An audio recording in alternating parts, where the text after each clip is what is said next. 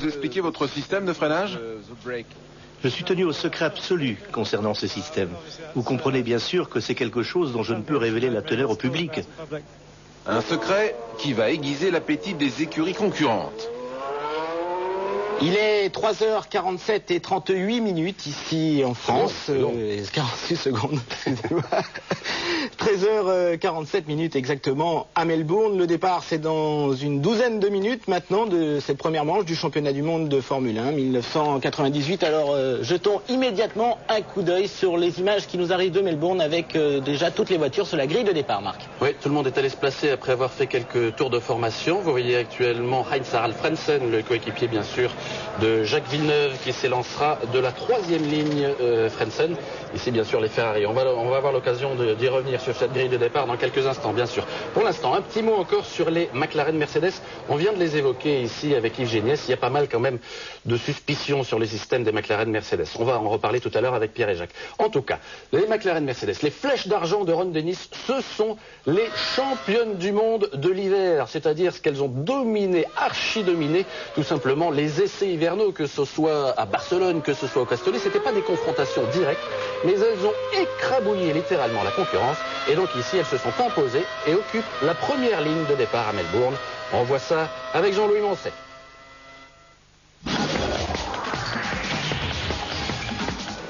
Voici le pilote qui a réussi la première pole position de cette saison 98, c'est Mika Häkkinen. Et voici l'ingénieur par qui le scandale est en train d'arriver, c'est Adrian Newey, le directeur technique de l'écurie McLaren Mercedes. En vérité, sur la route des qualifications, Häkkinen n'a rencontré qu'un seul adversaire à sa mesure, David Coulthard, et celui-ci n'est autre que son propre équipier, qui s'est incliné pour 43 millièmes de seconde seulement. C'est dire que le scénario de ce Grand Prix d'Australie est en train de prendre forme à travers le duel fratricide que ne manqueront pas de se livrer Häkkinen et Coulthard, avec une voiture à l'évidence facile à piloter. Je pense que ce qui était un avantage en qualification deviendra un avantage encore plus important en course. Voilà donc McLaren en position de force, mais jusqu'à quand? Plusieurs équipes de Formule 1 ont adressé une mise en garde au pouvoir sportif sur la conformité de la voiture conçue par Adrian Newey. Mais il est confiant. Je suis plutôt content de cette troisième place. Nous sommes encore dans le coup. Et si je peux finir en troisième position pour un début de saison, ce ne sera pas si mal. Derrière Häkkinen, Coulthard et Schumacher, le champion du monde en titre Jacques Villeneuve est très certainement déçu. Il a effectué le 4e temps seulement après d'1 seconde d'Häkkinen, ce qui est un gouffre. En colère, il accuse ses pneus. On savait que les Bridgestone étaient compétitifs, mais bon là ils nous ont un peu mis une claque à tout le monde. Bon c'est pas grave, c'est que la première course. Dans le clan français, c'est un peu la débâcle. Alési n'a pas trouvé les bons réglages et Panis a fait un tête-à-queue.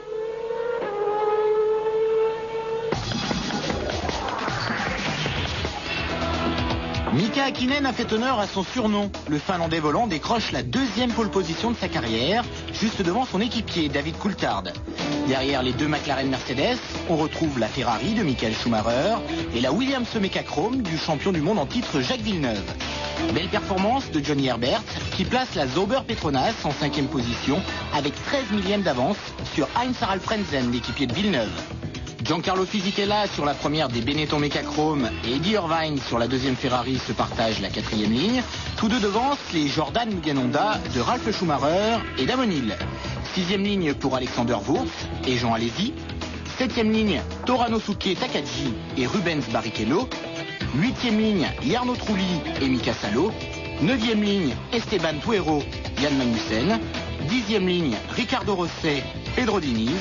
11e ligne enfin Olivier Panis et Shinji Nakano. Olivier Panis qui s'élance de la dernière ligne parce que vous l'avez vu lors de son tête-à-queue, il est resté en première, ce que l'article 96 du règlement sportif interdit. Donc Olivier a été rétrogradé en dernière ligne. Il est 3h52, 13h52, le départ c'est dans 8 minutes à Melbourne. Juste une image alors que tout le monde actuellement est sur la grille. Dans le tour de mise en grille, regardez ce qui est arrivé au pauvre Pedro Diniz sur son arrose. Eh bien il a dû s'arrêter, moteur explosé, vous voyez des flammes carrément à l'arrière.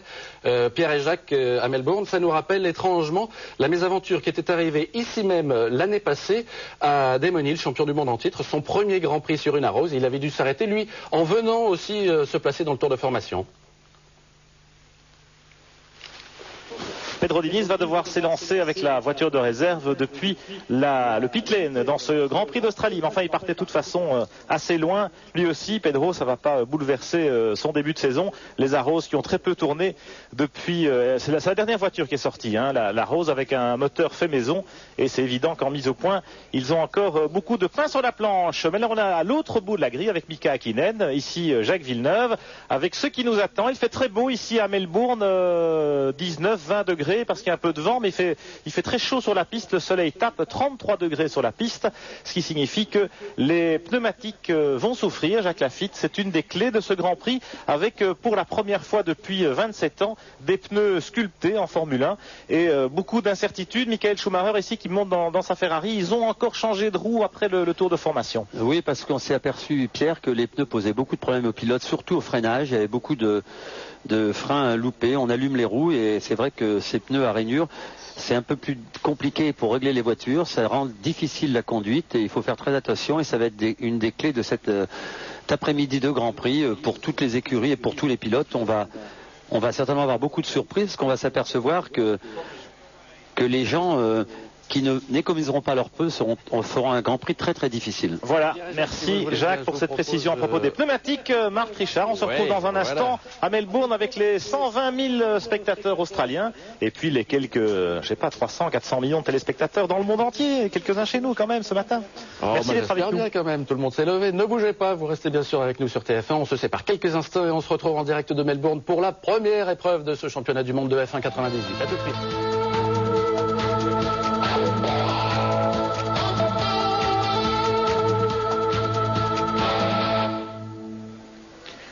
Depuis Melbourne en Australie, voici la première manche du championnat du monde de Formule 1 1998, l'ouverture d'une saison qui s'annonce absolument grandiose. Jacques Laffite, un beau Grand Prix ici à Melbourne avec une météo parfaite, le soleil, beaucoup de public au rendez-vous, 130 000 spectateurs peut-être aujourd'hui et près de 300 000 sur l'ensemble du week-end parce qu'il y a beaucoup d'ambiance à Melbourne. Ça démarre dès le jeudi avec des courses annexes et les Australiens sont vraiment très enthousiastes pour ce spectacle.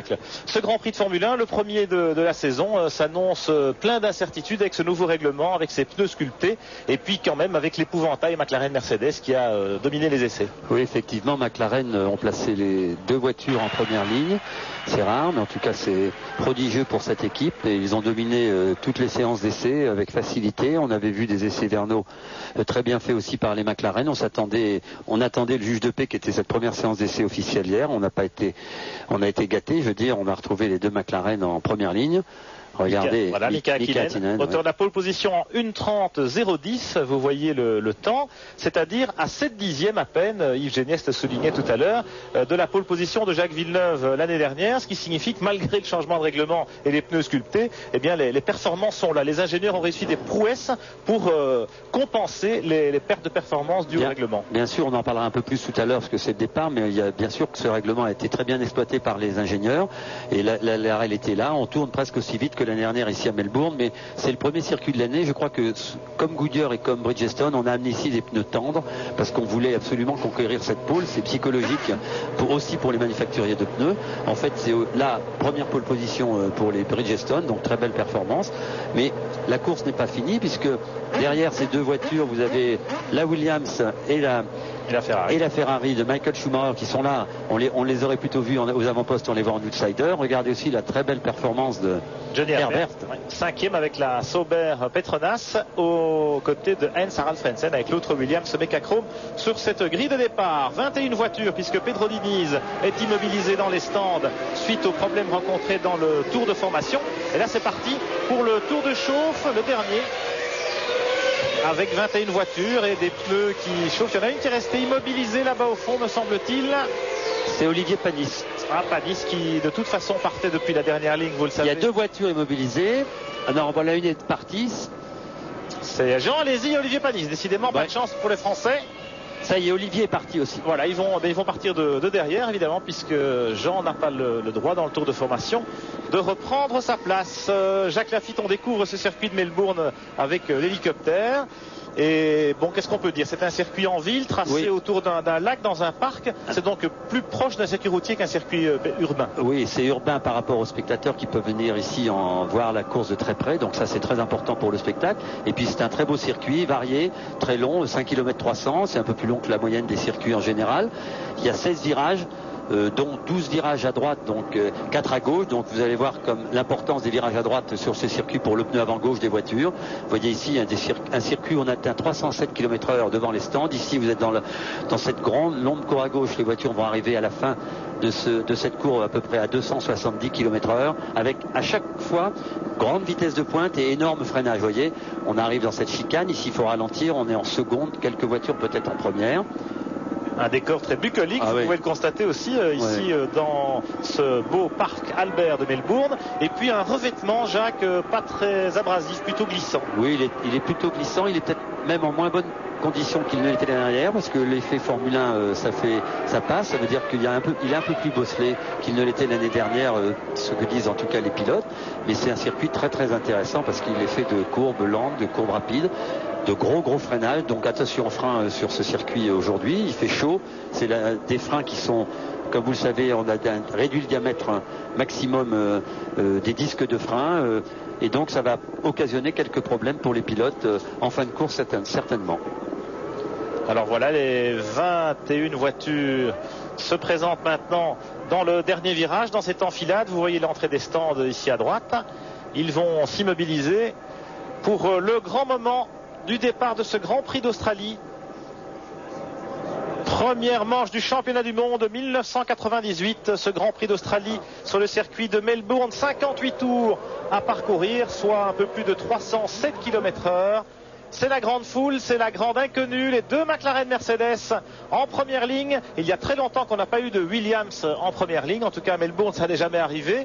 Elles sont en deuxième, en troisième ligne, vous les voyez, attention, les Williams sont rouges cette année, avec Villeneuve et Frentzen sur la gauche de votre écran. Tout le monde s'immobilise, là-bas au fond Mika Salo, vous voyez les dernières lignes se placent avec Jean Alesi et Olivier Panis. Il me semble qu'Alesi a trouver sa place sur la grille. En effet, Jean Alesi est en 6e ligne avec sa Sauber Petronas. Les feux rouges vont s'allumer. Et puis quand ils s'éteindront, ce sera le grand moment du départ. Et voilà, les feux s'allument. Les moteurs commencent à prendre des tours du régime. Et quand les 5 feux rouges vont s'éteindre, ce sera parti pour 50 tours. Et là-bas au fond, il y a une Minardi qui a déboîté, qui a un petit peu anticipé le départ, mais pour le reste, ça se passe pas mal. Attention au départ, il y a souvent eu des accidents ici à Melbourne. Souvenez-vous l'an dernier avec Eddie Irvine, mais tout se passe bien. 3 voitures. Jean-Louis, alors que l'abandon de Schumacher, c'est évidemment une déception parce que parmi les concurrents chaussés de pneus Goodyear, il était sans doute le mieux placé pour résister au McLaren Mercedes. Oui, Jacques. Absolument, si c'était quand même que la Ferrari était enclin à s'ouvrir énormément dans les courbes lentes et même dans les rapides, je l'ai vu ce matin, donc il y avait des petits problèmes. Regardez maintenant, on va voir, intéressant la bagarre, dirons-nous, dans les voitures qui ne sont pas devant, c'est-à-dire le McLaren hors du coup.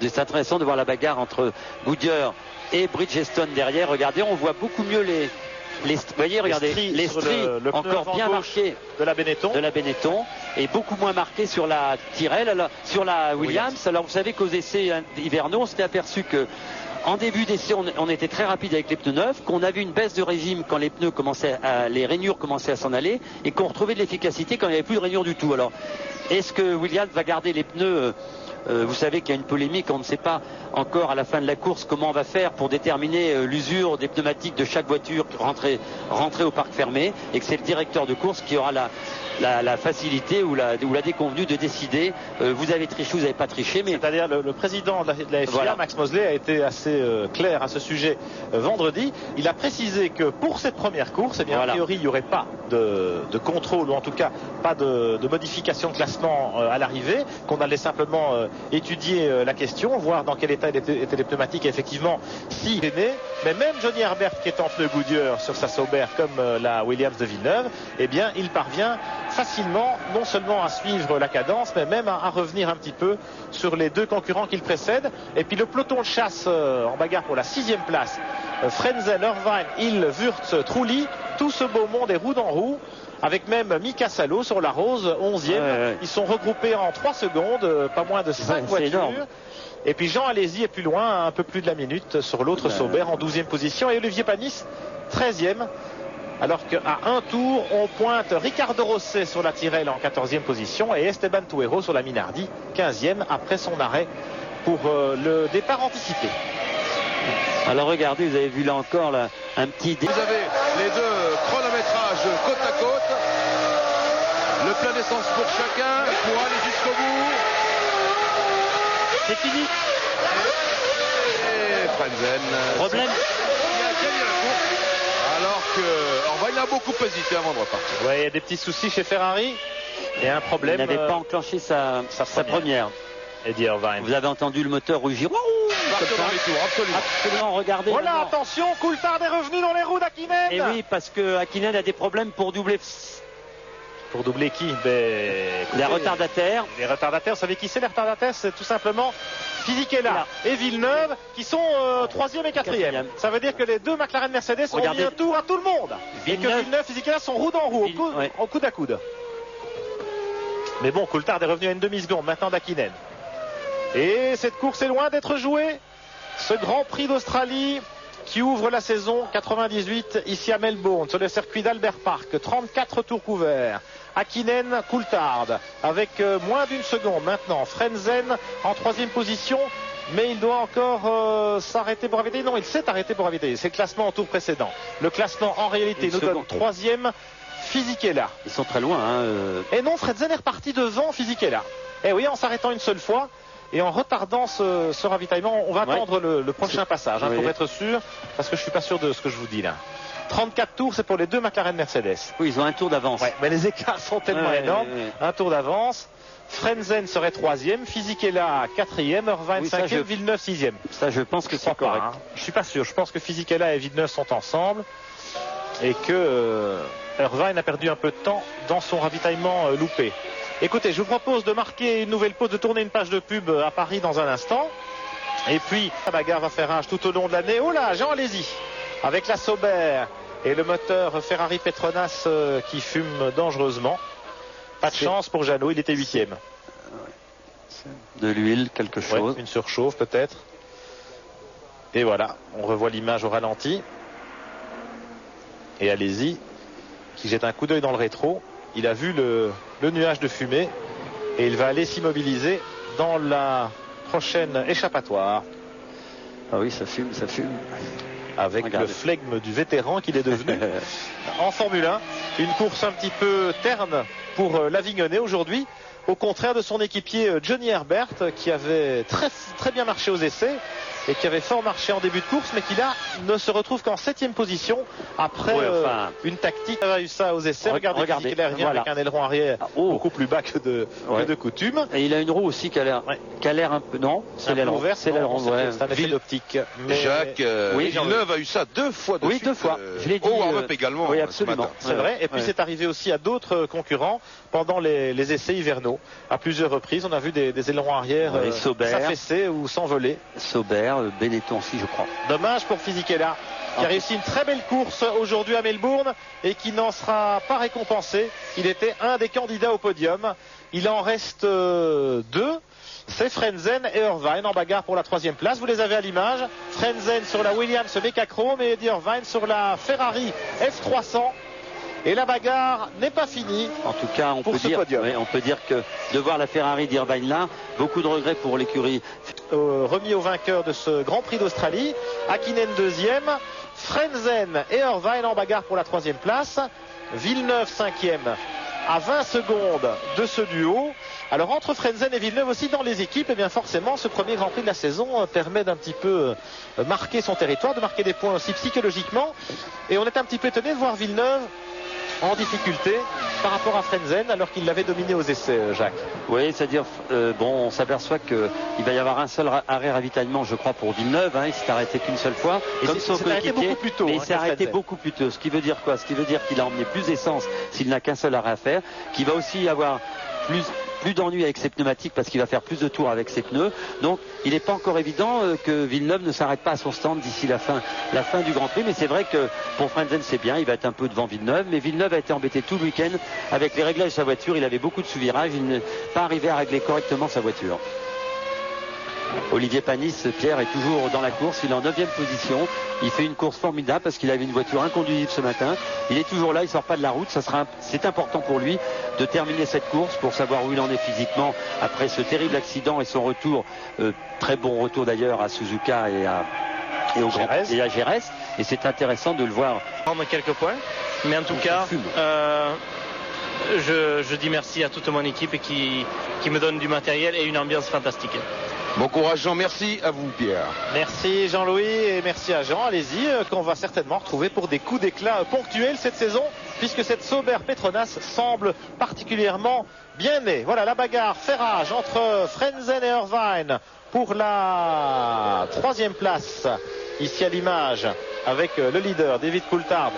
Toujours une bonne avance sur Hakkinen, un peu plus de 8 secondes. Et puis bagarre aussi pour la 5e place entre Villeneuve et Herbert. On va vivre ça jusqu'au bout dans un instant. A tout de suite.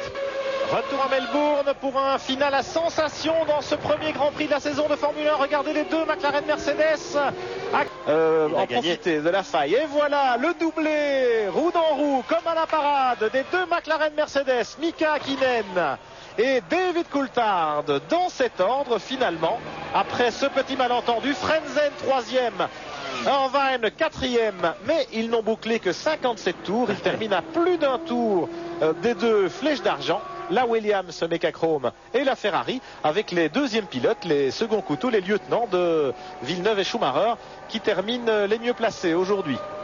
Bravo à Mika Hakkinen qui ne doit pas être fâché d'avoir retrouvé les 10 points de la victoire. Il ne les a pas volés. Ce qu'il faut savoir aussi, que c'est pas seulement la supériorité de McLaren, mais elle est peut-être pas due simplement à cette astuce pour les freins, elle est peut-être due aussi à l'aérodynamique et à la bonne tenue des pneus Bridgestone. À l'ingénieur Adrian Newey. Also. Et au moteur Mercedes, Villeneuve 5e, Herbert 6e. Voilà pour les pilotes qui marquent des points à l'arrivée de ce premier Grand Prix de la saison. Alexander Wurz avec la Benetton va terminer à la 7e place. Damon Hill sur la Jordan Mugen Honda 8e. Et Olivier Panis avec la Prost Peugeot 9e, 9 voitures à l'arrivée de ce Grand Prix et une très belle image que ce tour d'honneur des deux McLaren Mercedes, Hakkinen et Coulthard au côte à côte, en tout cas, devant Frentzen et Irvine. On se souviendra de ce Grand Prix parce que le geste fait par l'équipe McLaren Mercedes est assez exceptionnel, je trouve.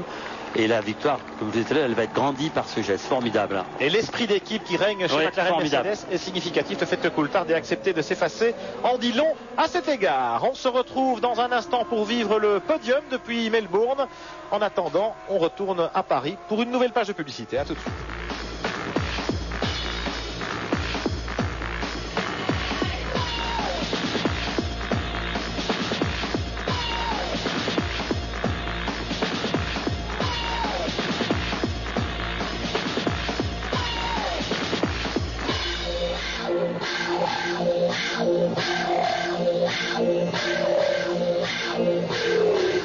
Bonsoir et bienvenue à l'autre bout du monde pour ce premier F1 Magazine consacré essentiellement à la Formule 1. Vous l'avez deviné, le premier Grand Prix de la saison, un Grand Prix dominé par les McLaren aux essais et en course. Devinez, eh bien.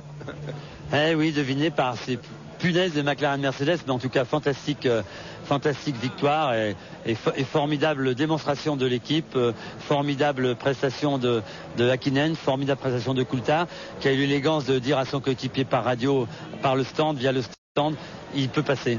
Alors, c'est un geste absolument magnifique, juste derrière nous. Les deux pilotes sont en train d'accorder des interviews. Le Grand Prix vient juste de se terminer. Je vous propose tout de suite de revivre, comme si vous y étiez, le premier Grand Prix de la saison, Melbourne 1998. Avec deux voitures sur la première ligne, McLaren faisait figure d'épouvantail sur la grille. Alors que le règlement aurait dû resserrer les performances entre les équipes engagées dans ce championnat du monde, les Flèches d'Argent, après avoir outrageusement dominé les essais, se sont élancées en tête. Mika Hakkinen prenait le meilleur sur David Coulthard avec la Ferrari de Schumacher et la Williams de Villeneuve juste derrière. Un premier freinage qui passe sans encombre. Hakkinen, Coulthard, Schumacher, Villeneuve et de Bridgestone paraissaient. C'est très difficile de détailler précisément ce qui fait notre force. C'est une combinaison de facteurs.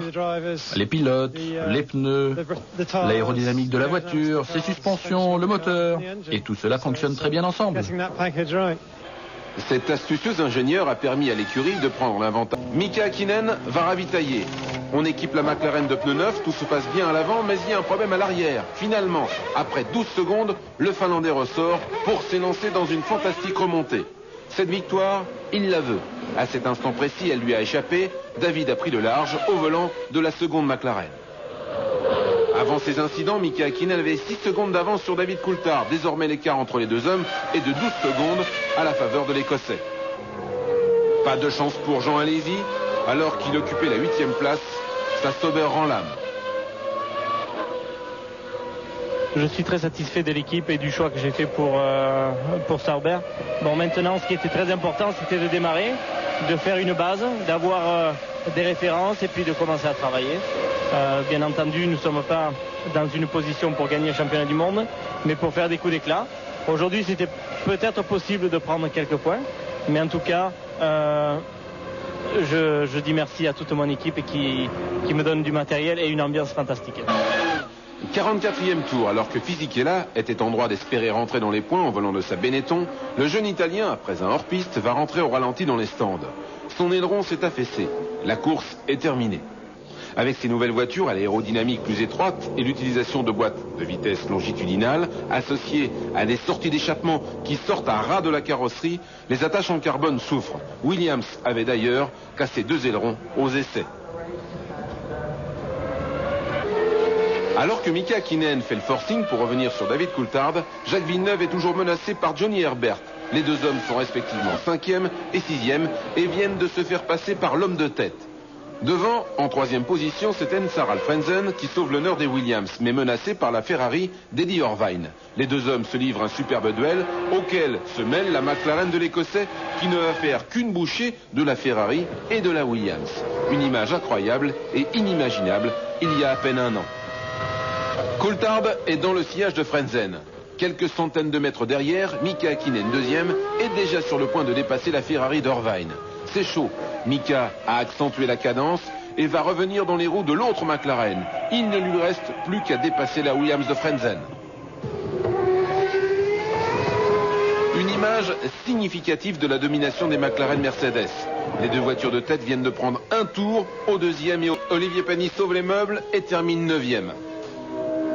Qui m'ont mis en dernière ligne, donc à partir de là ça devenait déjà encore plus compliqué. Donc l'objectif c'était de finir le Grand Prix. Et je crois que pour nous c'était vraiment important en tant que pour Peugeot, pour tout le monde, pour toute l'équipe qui a travaillé énormément cet hiver de finir le Grand Prix. Mais la voiture, on la sent quand même en deçà par rapport aux autres, elle a l'air plus vive, elle réagit moins bien, puis elle va au niveau vitesse de pointe quand même moins vite que les top teams. Oui, c'est vrai qu'on se bagarre vraiment, mais en cours je fais à peu près les mêmes temps que la Williams et les autres voitures. C'est vrai que la McLaren... Les deux McLaren, bon, 3 secondes plus vite que tout le monde. Donc ça, à partir de là, il va falloir qu'on essaye de récupérer, mais ça va pas être facile. Donc il faut maintenant qu'on continue à travailler, qu'on prépare la voiture pour le Brésil, pour essayer d'être bien mieux classé sur la grille. Mais ça va pas se faire en un jour, donc il faudra un peu de temps, mais tout le monde va travailler énormément encore. En terminant 6e, juste derrière Jacques Villeneuve, Johnny Herbert prouve que l'écurie Sauber a su faire une voiture capable de rivaliser avec Williams, Ferrari et Benetton.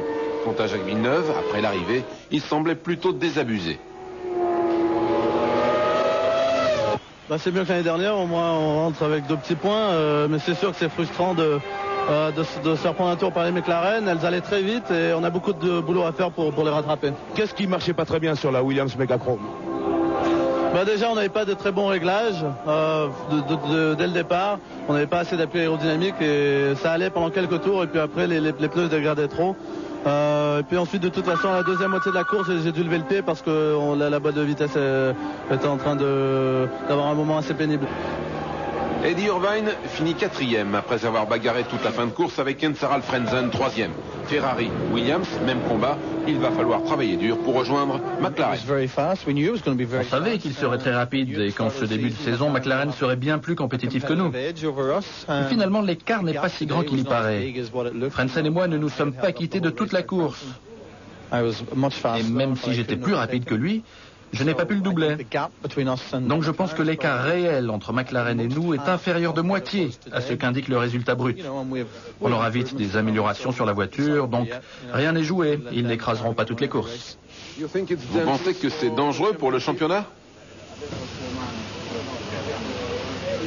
À nous de faire un aussi bon travail qu'eux et qu'ils ne soient pas seuls au monde. On pourrait leur demander de ralentir. Je finis la course en bonne position et obtiens le meilleur résultat possible aujourd'hui. Beaucoup de travail nous attend, mais je suis sûr qu'on y arrivera. Que peut-on dire à propos de ces rumeurs concernant le système de freinage qui permettrait à la McLaren de mieux marcher? Je n'en sais rien. Je ne sais pas si leur système est bon ou non. J'observe juste que c'était la même chose avec nous la saison dernière. Chaque fois que nous avions quelque chose de nouveau, les autres essayaient de le dénoncer, disaient que c'était illégal. Aujourd'hui, c'est le tour de McLaren. Une fantastique démonstration d'esprit. Mika Hakkinen avait perdu tout espoir de victoire avec ce malentendu dans la communication radio avec son équipe. Ron Dennis vient d'infliger à la concurrence. En fait, il y eut deux courses en Australie. Celle qui opposa les deux McLaren pour la victoire et celle que disputèrent les 20 autres voitures engagées. On se croirait revenu 10 ans en arrière, à l'époque où Alain Prost et Ayrton Senna trustaient victoire sur victoire. Sur le podium, Mika Hakkinen n'a pu contrôler son émotion. Il y avait cru, puis tout perdu en l'espace de quelques instants, avant d'y parvenir de nouveau sans oser réellement y croire. Ce week-end en Australie, la Formule 1 vient de vivre une fantastique page d'histoire, sur le plan technique, mais aussi sur le plan humain.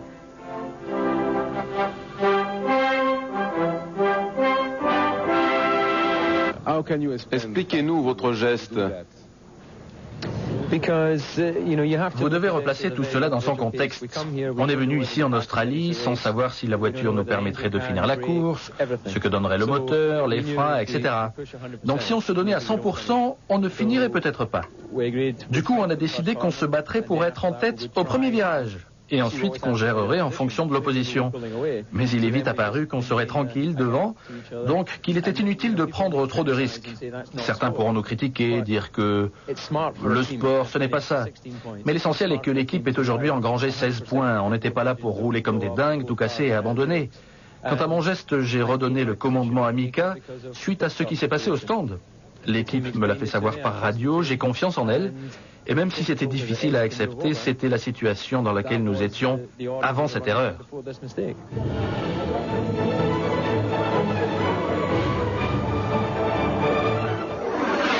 Deuxième victoire en Formule 1 pour Mika Hakkinen, le Finlandais, qui devance à l'arrivée de ce Grand Prix d'Australie son équipier David Coulthard.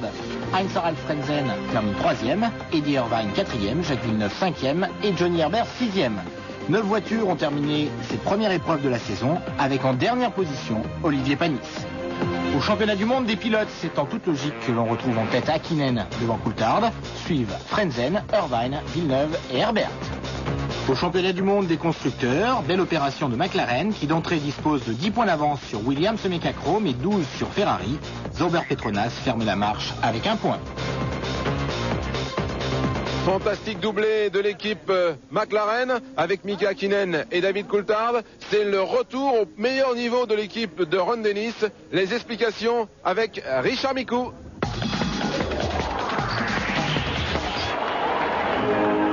Cette victoire de Mika Hakkinen à Melbourne est la 108e de l'équipe McLaren en F1. Ce doublé avec David Coulthard est le 28e d'une histoire commencée à Monaco en 66. Ron Dennis, l'actuel directeur de l'équipe, peut avoir le sourire. La saison commence comme elle s'était terminée à Jerez par un doublé de ses poulains Hakkinen et Coulthard. Une saison 97 qui avait plutôt bien commencé avec la victoire de Coulthard à Melbourne avant de se ternir ensuite par un manque global de fiabilité. Bruce McLaren, fondateur de l'équipe qui porte aujourd'hui son nom, a offert à celle-ci son premier succès en Formule 1. C'était à Spa le 9 juin 1968. Moins de 2 ans plus tard, le Néo-Zélandais trouve à la mort en essai privé. Le nom de McLaren restera à jamais gravé dans les mémoires. Il faudra attendre 1974 pour voir une McLaren s'imposer en championnat du monde des constructeurs et pilotes avec Emerson Fittipaldi. C'est seulement 10 ans plus tard à Estoril que McLaren est couronné pour la 2e fois de l'histoire avec la victoire d'Alain Prost devant Niki Lauda. Les deux hommes ont cette année-là signé 12 victoires en 16 Grands Prix avec le moteur TAG Porsche. 1985, le 3e titre de McLaren, certainement le plus émouvant pour nous Français. Alain Prost devient champion du monde et bravo Alain Prost qui aujourd'hui fait de ce Grand Prix d'Europe une course historique. Historique aussi la domination de Prost et Senna en 88 et 89, 25 victoires en 32 Grands Prix avec la McLaren Honda. 1990, Prost est parti chez Ferrari, Senna est resté chez McLaren. De 90 à 92, Senna et Berger obtiennent 2 nouveaux titres pour McLaren après 19 succès en 48 courses. Fin 92, Honda quitte la F1, leur retour est annoncé pour l'an 2000. 93, les 5 victoires de Senna sur McLaren Ford ne suffiront pas pour être à nouveau champion du monde. 94, l'unique saison avec Peugeot se soldera par un échec avant l'arrivée officielle de Mercedes en 95. Pas de victoire, mais des podiums qui en disent long sur la compétitivité de l'équipe anglo-allemande. Une collaboration qui dure et qui porte depuis ses fruits. Seule tache d'encre à l'issue de ce Grand Prix d'Australie, la plainte déposée auprès de la FIA par les organisateurs après le geste de sportivité de Coulthard. Sans doute pour calmer l'ardeur des parieurs qui avaient misé sur l'Écossais et non sur le Finlandais. La FIA a bien sûr rejeté la plainte.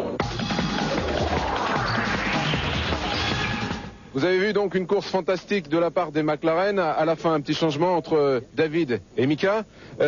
Mika, racontez-nous le dernier tour.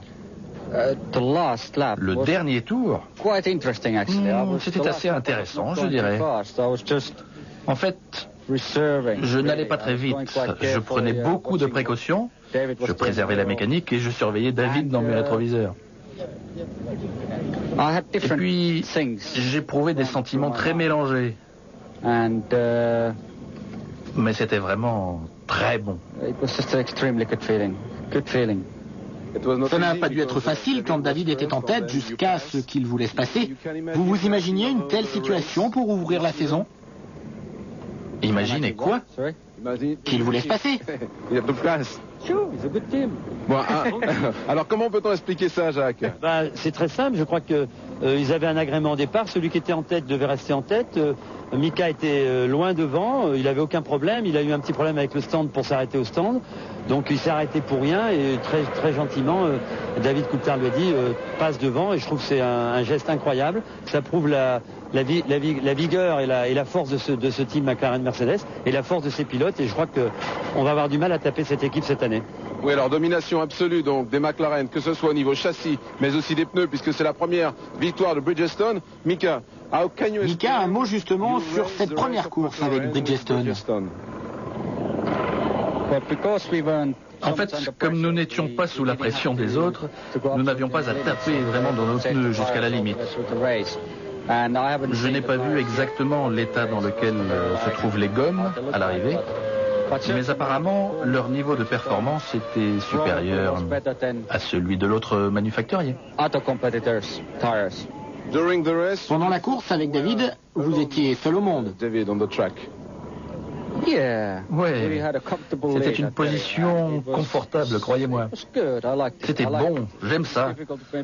C'est difficile à expliquer, d'autant qu'aujourd'hui, on a vraiment préservé la mécanique. Les autres pilotes commentent abondamment votre nouveau système de freinage. Vous pouvez nous expliquer si vous agissez sur quelque chose de spécial?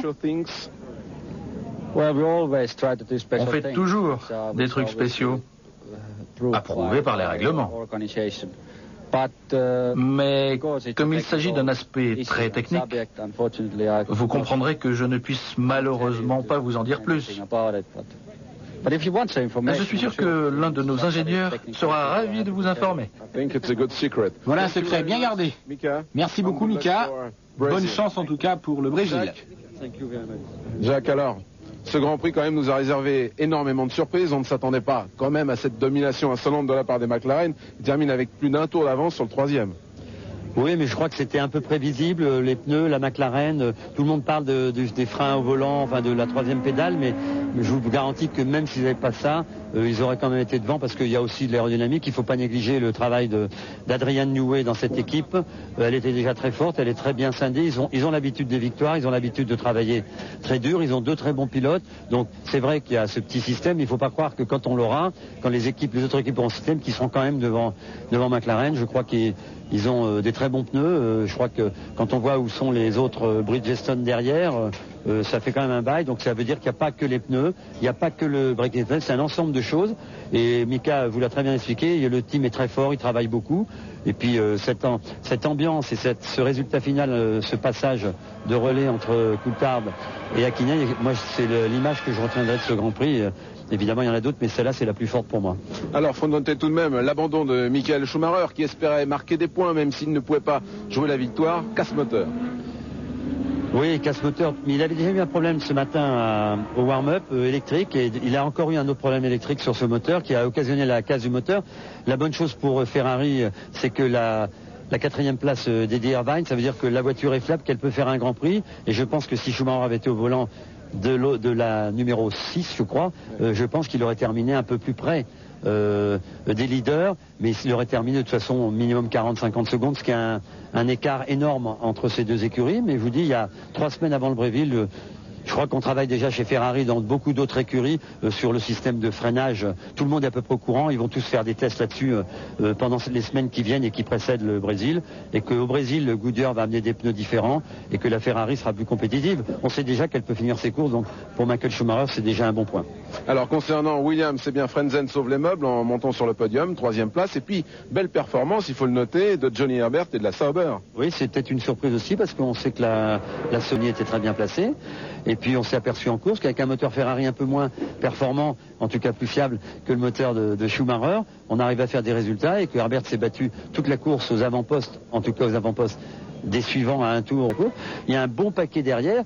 Espérons maintenant que le gap entre toutes ces écuries et l'écurie leader McLaren va se réduire rapidement. Sinon on va avoir des courses un peu tristes. Mais vous avez vu le final de celle-là, c'était merveilleux. Moi je me suis pas embêté. Alors on ne s'est pas embêté. Il faut noter que côté français, bien Olivier Panis termine dernier mais 9e avec un peu de fiabilité pour la voiture.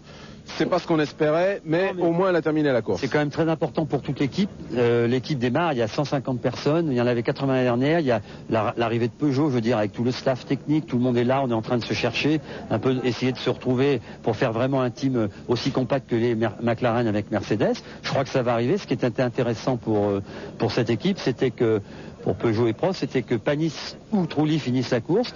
Panis, il l'a fini, ça veut dire que la boîte de vitesse, l'embrayage, l'arbre primaire, peut-être tout n'est pas résolu, mais en tout cas, ça a tenu. Les températures devaient être assez bonnes pour pouvoir finir la course. Et puis l'autre satisfaction, c'est d'avoir vu Trulli, sans pour ainsi dire changer grand-chose sur la voiture entre le warm-up de ce matin et la course après-midi, qui était dans le bon paquet avec tout le monde, suivant Frentzen et Irvine. Moi, je trouve ça formidable. Ça veut dire qu'il y a un potentiel dans cette équipe, on le savait, mais que Prost a prévenu, l'écurie a prévenu, on va mettre un peu de temps pour y arriver. Bon, c'est satisfaisant après ce qui leur arrive aux essais. Merci Jacques. Donc rendez-vous dans 3 semaines, ce sera au Brésil. Alors bien sûr, l'équipe McLaren, ce sera l'épouvantail. Williams, mais aussi Ferrari, Benetton et tous les autres vont avoir du pain sur la planche.